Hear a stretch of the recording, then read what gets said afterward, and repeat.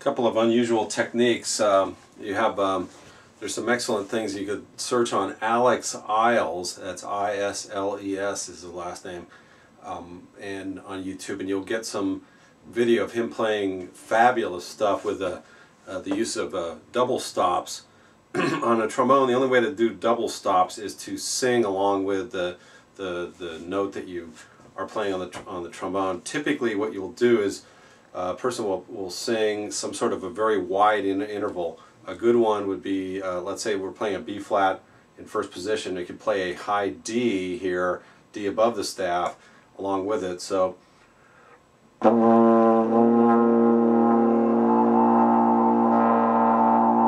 like that, you get this 13th sound, and or a 10th. I'm sorry, it's a 10th interval, and the 10th interval like that produces a difference tone, which I believe is the 5th inside. So you're going to have what essentially is a triad.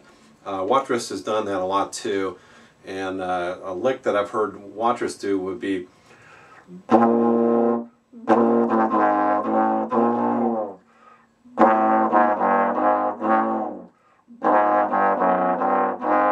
like that. Chromatic licks. Here's another technique that just to show off, we'll put up on YouTube. Here, it's called circular breathing.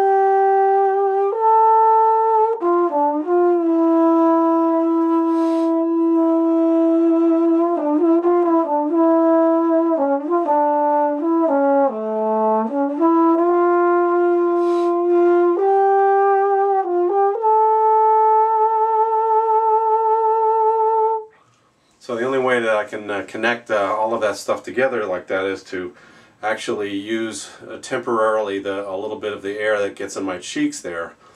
And oddly enough, the way I practiced that so I could get it down, and I haven't got it totally to the level of, say, a Bill Watrous yet, but the way I was able to get it down so it was functional was to actually blow on my finger and practice keeping a steady airstream on my finger.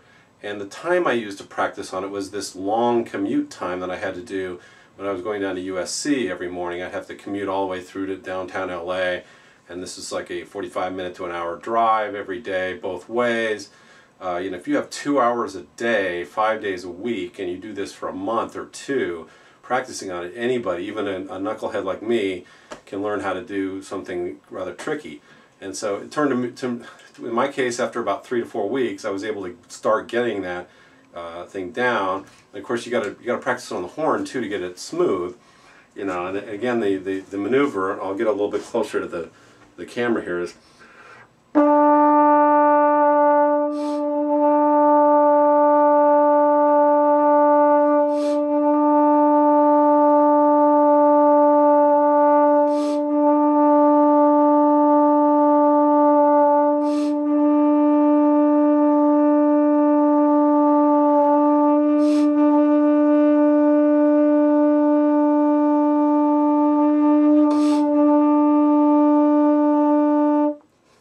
that last one was a kind of noisy one. It kind of brings up something up here. Right now I'm suffering from a little bit of a sinus infection, so yeah, your sinuses have to be pretty clear for that to work.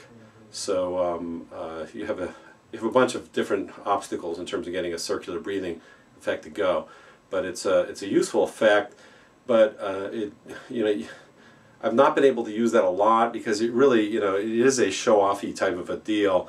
Where it winds up being useful actually is in ensemble when you have stuff that you do not want to break the sound, and you know, we need to carry over something. So almost sort of this Wagnerian held out chorale type stuff winds up being rather useful at times. The problem also there is that it's pretty difficult to do the technique as you go lower and lower. I find that as I get below middle C, it becomes harder.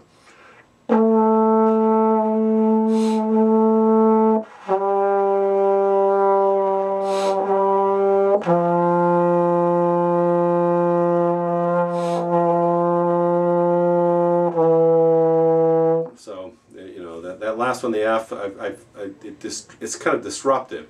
You already have a sort of a subtle and tentative relationship between you, your embouchure, your mouthpiece, but as you get lower and lower into the mid-range of the horn. So this disruptive process of puffing out your cheeks and everything can be really unsettling to the sound.